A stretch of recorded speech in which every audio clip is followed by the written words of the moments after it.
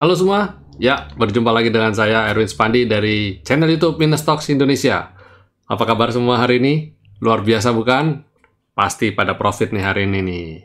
Ya, hari ini saya akan bawakan market review untuk perdagangan tanggal 12 Maret 2021. Seperti yang sudah saya ulas kemarin ya, kalau ini penjelasan mengenai right issue. Di dalam video ini ada pembelajaran mengenai apa sih itu right issue, alasan dibalik itu, dan bagus atau tidaknya corporate action ini bagi seorang trader atau seorang investor. Dan di dalamnya market review ini saya sudah katakan bahwa pergerakan hari ini diperkirakan akan ramai. Kenapa? Karena kemarin kita libur dan ternyata penutupan Dow Jones rebound luar biasa, dan sehingga hari ini ketika market buka, BAM bereaksi dengan cukup baik dan buktinya adalah IHSG gap up. Nanti saya akan ulas lebih rinci mengenai itu di market review sebentar lagi. Sebelum saya sampai sana, saya mau mengulas sedikit. Sebenarnya ini adalah lanjutan dari kenapa sih banyak trader yang gagal. Ya, ini video ini saya buat persis sebelum penjelasan mengenai right issue ini. Jadi, alasan dibalik kenapa banyak trader tuh gagal gitu. Saya mau kasih summary sedikit. Banyak trader tuh gagal karena terlalu melototin chart. Analisanya terlalu jelimet, ya. Kalau ngelihat chart, terus terlalu banyak indikator, terlalu banyak, pokoknya, wah, complicated sekali. Dan untuk buntutnya overtrading, itu juga salah satu kenapa menjadi banyak trader yang gagal. Terus kemudian terlalu beresiko, belinya juga tanpa money management, ya, itu parah banget. Dan kali ini, apa topik kali ini? Kali ini saya membawakan topik mengenai istilahnya adalah trader minimalis. Wah, bahasanya keren ya, trader minimalis. Apa itu trader minimalis? Trader minimalis itu kalau dalam pengertian saya, ini saya ambil dari satu artikel, dari buku. Saya banyak baca buku, dan saya implementasikan ke dalam kehidupan saya sehari-hari sebagai seorang trader, dan saya mencoba untuk mengambil keputusan dengan based on bikin analisa sesimpel mungkin. Dan salah satu quote yang sering saya ambil, yang sering saya bagikan ke teman-teman adalah ini. Keep your trading simple, folks. Jaga untuk trading kita tetap simple, teman-teman, gitu kan. Folks itu bahasanya teman-teman gitu ya. Simple rules, aturan yang sederhana. Simple charts, chart juga yang sederhana. Dan simple akan will keep you out of trouble. Akan menjaga kita jauh dari masalah. Dan ini minimalis trader. Saya bukan bilang saya seorang minimalis trader, saya itu mixed martial art. Cuma yang saya mau bagikan adalah saya bagikan sedikit tips-tips bagi Bapak Ibu di luar sana yang tidak menggunakan quantitative trading system. Apa aja sih yang harus dilakukan untuk menyederhanakan proses analisa, mengambil keputusan dengan cepat. Ini di luar quantitative trader tentu saja. Walaupun untuk kesana dibutuhkan suatu sistem. Bapak Ibu harus develop sistem. Harus menentukan kapan sebaiknya beli, kapan sebaiknya keluar, dan sebagainya. Dan kadang-kadang ketika kita buat sistem, pikiran kita complicate. Karena apa? Kita harus cegat sana, cegat sini, jaga sana, jaga atas, jaga bawah, jaga kiri, jaga kanan. Jadi prosesnya jadi jelimet, analisanya banyak. Seperti contoh, Bapak Ibu mungkin sering dengar kata istilah momentum. Nah, momentum harus dimasukkan dalam suatu sistem. Selain momentum apa lagi? Wah, macam-macam. Ada price action harus masuk juga. Terus habis itu ada apanya? Macam-macam ya. Mungkin risk manajemennya, perhitungan rasionya, rasio risk and rewardnya di mana harus masukin juga, dan sebagainya. Dan itu nggak gampang ternyata. Semakin banyak kita pikirin, semakin complicated, sebenarnya jadi makin susah. Proses kita pengambilan keputusan susah. Nah, saya membagikan poin-poin apa aja yang paling penting, yang esensial bagi seorang trader. Bapak Ibu perlu perhatikan. Khususnya bagi teman-teman juga yang saya membagikan juga untuk teman-teman yang ada di Winner Stocks Indonesia yang baru bergabung bersama kami. Saya mau bagikan proses seperti apa sih yang sebaiknya Bapak Ibu lakukan untuk analisa. Pertama, kurangin semua indikator yang serupa, yang sebenarnya ini karakternya sama. Kayak kemarin Bapak Ibu saya sudah bagikan bagaimana sebuah indikator bisa sangat-sangat complicated banget ya. Saya masih simpan nggak indikatornya? Rupanya sudah saya hapus semua. Jadi ya sudah saya hapus. Saya lihat osilator ada 4 susun ya, ada macam-macam. Nah, pangkas semua jadi seminimalis mungkin ya. Buang yang tidak perlu. Pak, masalahnya Pak, ini kan kepake di sini, ini kepake di sini. Ya, kamu harus bobot, harus pilih yang mana yang terbaik yang kita pakai. Dan kurangin seminimalis mungkin. Kalau saya lebih suka satu panel utama, chart, satu osilator. Dan satu, kalau di Winner Stocks Indonesia ada indikator market mover. Saya bisa tahu smart money itu, volume smart money masuk, istilahnya kalau saya bilang bandarmologi dari kuantitatif, tapi ya ini masuknya berapa banyak di situ dan sebagainya. Jadi ada di situ ada takarannya. Jadi ada selain momentum ada itunya. Jadi kalau di kita ada tiga indikator. Dan kita itu saya karena saya cegat sana cegat sini, saya kecilkan sedemikian rupa sehingga menjadi Bapak Ibu menjadi lebih mudah untuk baca. Hanya dari satu panel chart saja Bapak Ibu udah bisa baca, oh pergerakan market arahnya ke sana, ke sini. Dan proses pengambilan keputusan harus under 5 menit. Kalau Bapak Ibu di atas 5 menit untuk satu keputusan mau beli, wow, berarti ada yang salah. Kalau saya bilang first impression itu segala-galanya. Cinta pada pandangan pertama, kalau orang bilang nggak mungkin. Kalau buat saya, kalau dilihat chart, itu segala-galanya. Ketika saya lihat dalam 1 menit pertama, saya harus bisa putuskan, ini chart bagus, boleh beli, atau harus beli, atau boleh hold, atau harus jual. Itu hanya dalam waktu maksimum 1 menit pertama, saya sudah harus bisa ambil keputusan. Kalau saya tidak bisa dalam 1 menit itu saya ambil keputusan, berarti chart ini harus saya rubah, dia punya sistem, atau kalau memang terlalu butuh yang jelimet-jelimet, saya harus kecilkan. Nah, itu sebabnya saya ciptain quantitative trading system. Sehingga saya bisa dengan 1 menit saja, saya bisa ambil satu kesimpulan. Pak, kalau di luar sana ada yang bilang, dalam hitungan detik bisa mengambil keputusan. Ya, pada prakteknya, kita seringkali di bawah 1 menit sudah bisa ambil keputusan. Cuma saya ambil 1 menit itu supaya ambil rata-rata. Sehingga ketika teman-teman yang belum bisa ambil keputusan dengan sangat cepat, tidak minder atau tidak berkecil hati. 1 menit itu cukup. Paling bahkan saya bilang, selama kamu bisa ambil keputusan di bawah 5 menit, itu sudah oke kok. Udah bagus banget kok. Ngapain mesti sampai sepersekian detik gitu kan? Kita nggak cepet-cepetan di sini. Yang kita pikirkan banyak soalnya. Bagaimana kita atur strategi money manajemennya, resikonya, beli di harga tawar berapa, atau beli langsung di posisi offer, atau nawar dulu di bid juga di harga berapa. Saya rasa dalam 5 menit kita bisa bikin semua. Termasuk di dalamnya adalah bikin jurnal, bikin trading plan ya. Bikin trading plan itu juga penting nih ya. Nah, itu. Jadi kecilkan indikator panel chart Anda sehingga Bapak Ibu bisa mengambil keputusan di bawah 5 menit.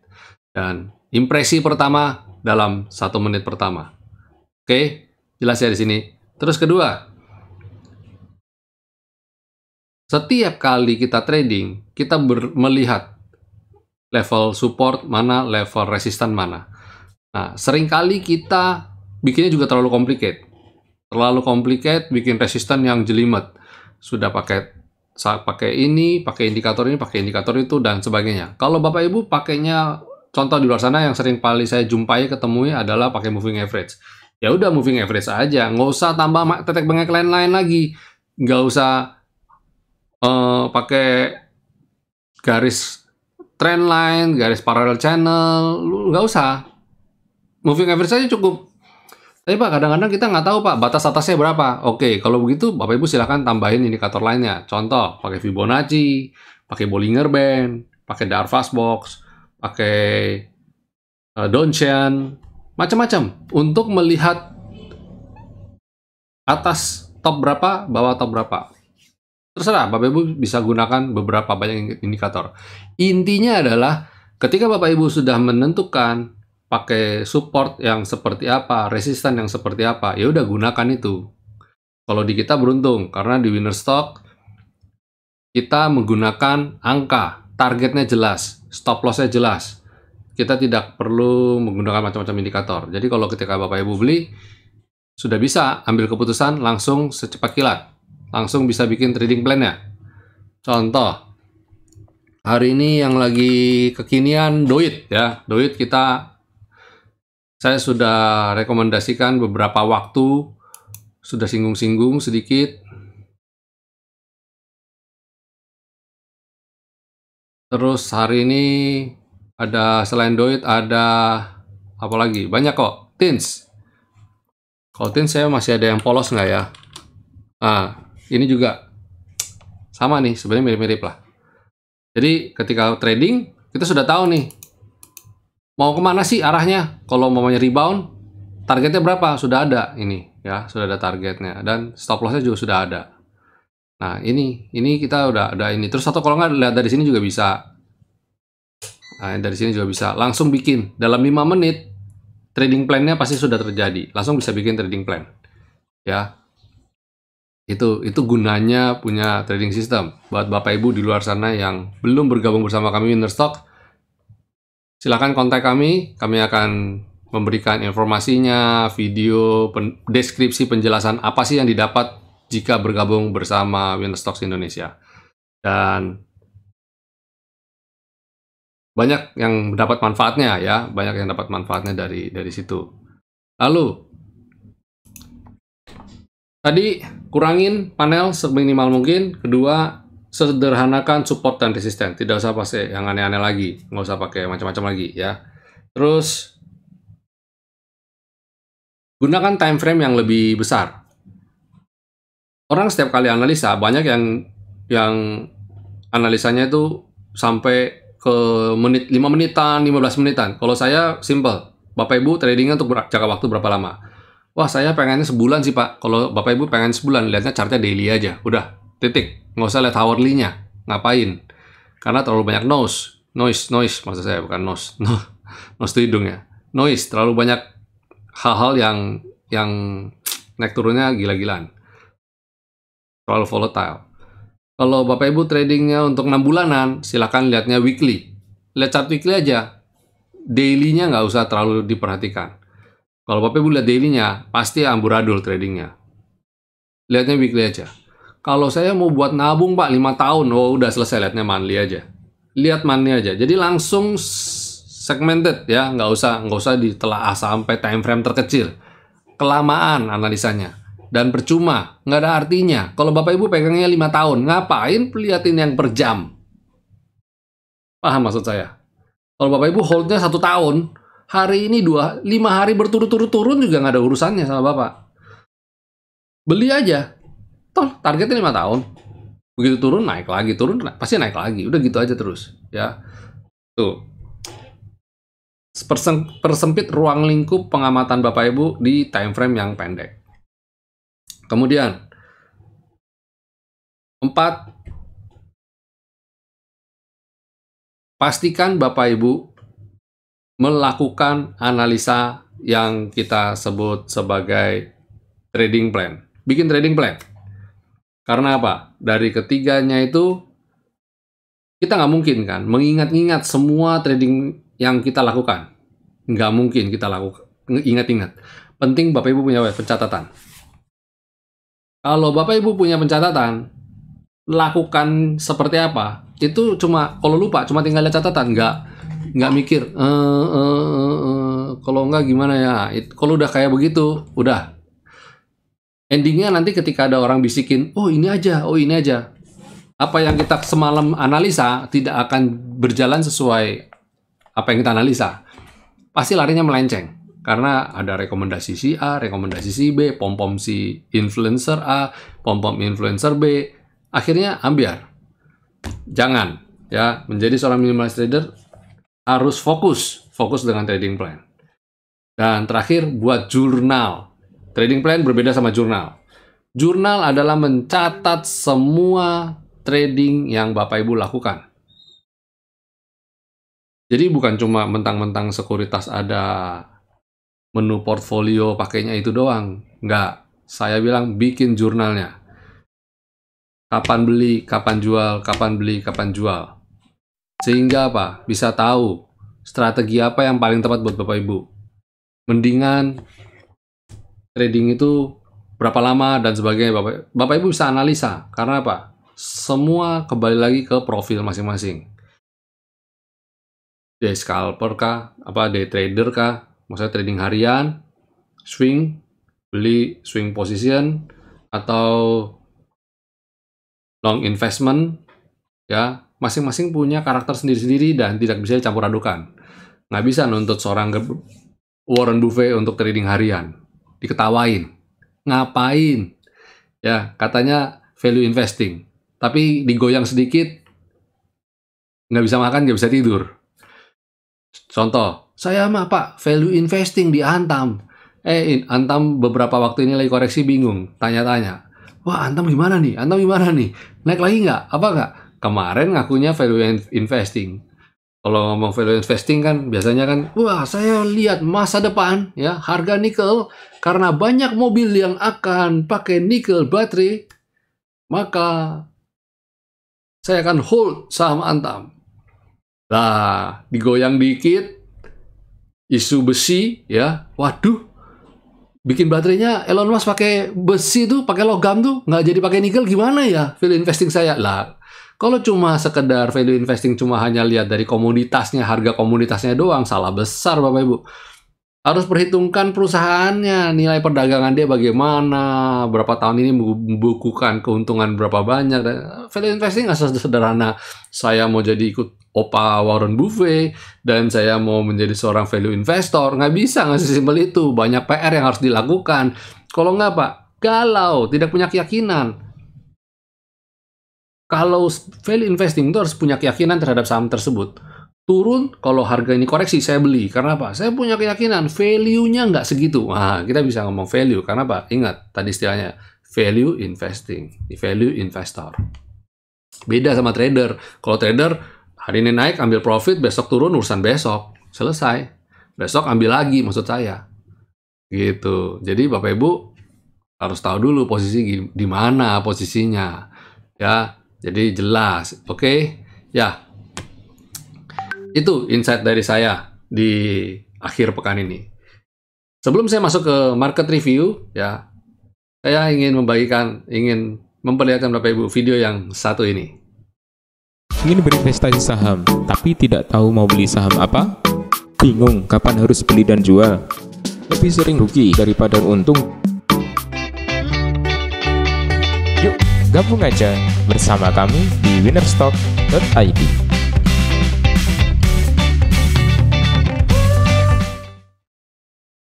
Oke, ya. Sekarang kita akan bawakan market review nih. Gimana sih komposit kita hari ini ya? Coba.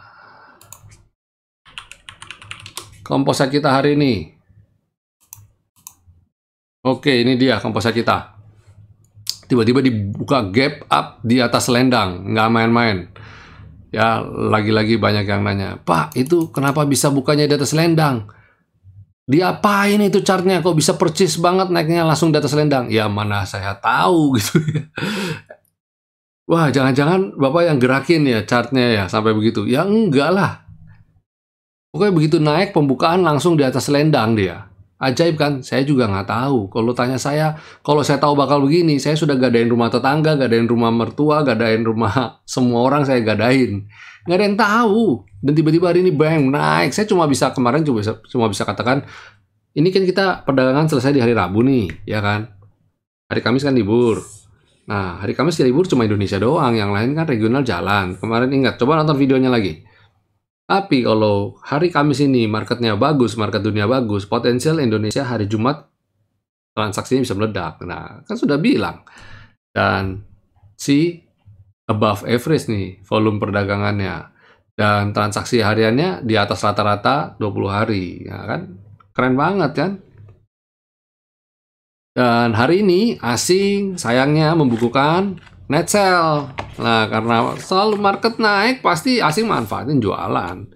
Dia tahun-tahun lah minus 330,3 miliar keluarnya. Wow banget kan?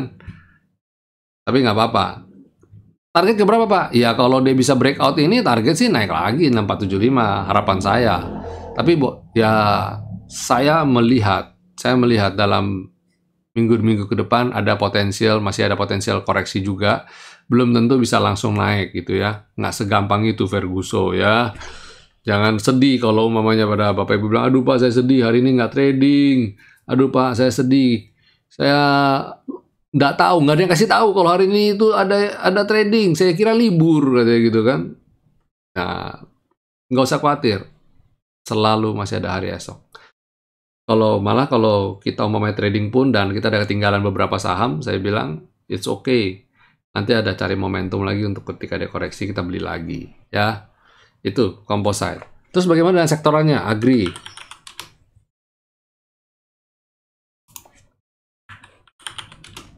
Wow, Agri keren banget ya. Naiknya gila-gilaan ini Agri.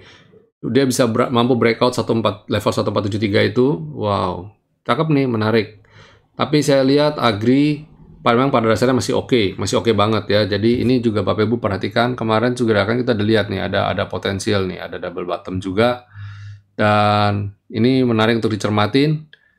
Dalam waktu dekat, coba kita cek weekly-nya. Nah, dalam waktu dekat Agri itu lihat tuh. Uptrend, pullback, dia breakout. Jadi menurut saya dalam waktu dekat masih akan naik nih sektor ini ya. Lalu basic industry. Wow juga ini basic industry. Coba kita lihat. Ya, ini keren. Dan udah rebound lagi. Keren man. Terus consumer.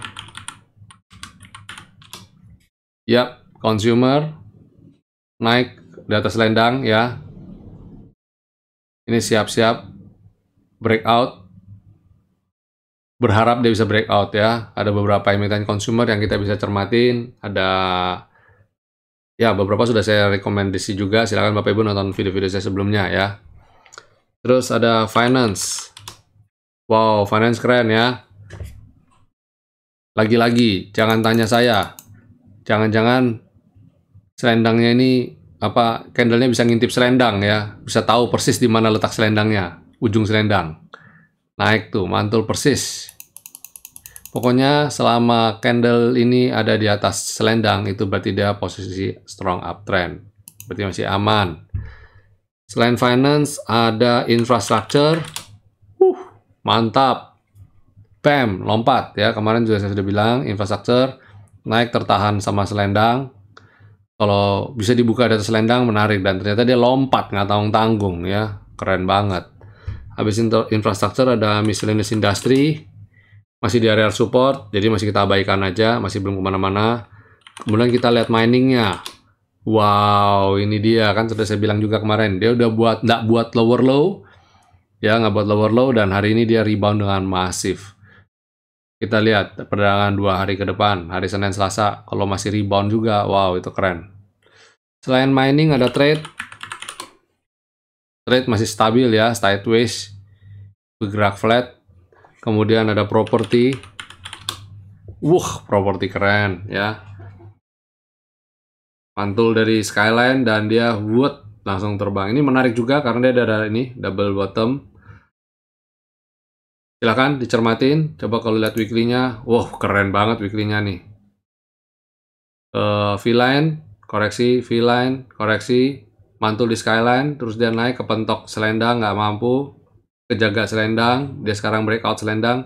Target berikutnya kalau dia bisa naik di atas V-line, silakan cermati sektor properti ini. Ya, oke, ini dari sektoral. Lalu bagaimana dengan sahamnya? Ya, saya akan bagikan 5 emiten untuk perdagangan Senin ya. Apa aja? Pertama, oh ya, sebelum saya mulai pesan sponsor lagi nih. Jangan lupa untuk subscribe channel YouTube kami, dan jika Bapak Ibu mendapat manfaat dari materi-materi yang kami share, jangan lupa ya, bantu channel YouTube ini untuk selalu berkembang dengan share ke teman-teman dan beri jempol ya. Dan satu lagi, jangan lupa nyalakan tombol loncengnya. Jadi ketika Bapak Ibu mendapat notifikasi, mendapat kami upload video, Bapak Ibu akan mendapatkan notifikasinya. Ya, oke. Kita sekarang mulai 5 emiten untuk perdagangan di hari Senin. Apa aja? Bapak Ibu bisa cermati BTPS. Ya, ini BTPS menarik sekali ya. Sempat koreksi, tapi dia udah mulai naik. Ini mirip-mirip sama chart apa tuh tadi itu? Yang terakhir sektor properti apa? Kalau nggak salah ya. Ya. Jadi ini silakan infrastruktur kalau nggak salah. Jadi begitu ini langsung dia buka gap up, bang gitu ya. Jadi ini BTPS menarik sekali nih ya. Silakan Bapak Ibu cermati untuk perdagangan esok hari.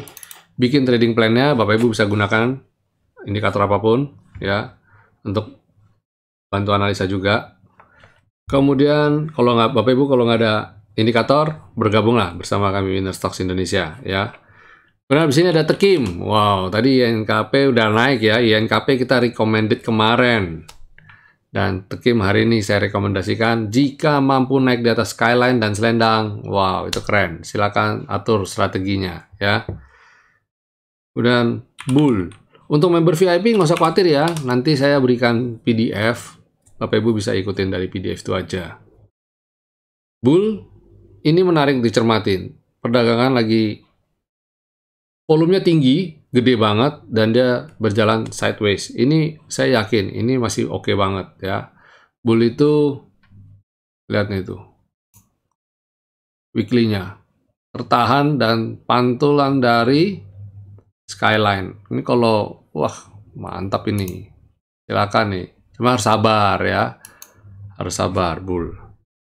Kemudian Astra Agro Lestari. Menarik ini, kenapa? Berulang kali dia mau rebound nggak bisa. Lihat, BBPT hari ini terbang, LSIP terbang, nah dia yang belum. Dan padahal dia termasuk adalah emiten dengan punya fundamental bagus. SSMS juga bagus. Nah, ini juga menarik ya. Silakan dipilih, Astra Agro Lestari atau SSMS. Ya, silakan. Dua ini mirip-mirip. Dan mantul di support, saya senangnya itu ya. Kemudian terakhir adalah Jasa Marga. Wah, ini cakep banget. Siapa yang sudah profit Jasa Marga? Kita udah rekomendasi Jasa Marga udah dari sini loh ya. Jika dari sini loh ya. Sini sudah happy profit ya. Oke, ya, kongres yang ada di sini. Ya, itu market review dari saya. Tidak panjang-panjang karena kita harus hargai juga waktunya Bapak Ibu untuk beristirahat ya. Jangan plototin chart terus ya. Harus punya waktu quality time untuk keluarga. Oke, sampai di sini semua teman-teman. Happy profit minggu ini dan sampai jumpa minggu depan. Have a nice weekend. God bless.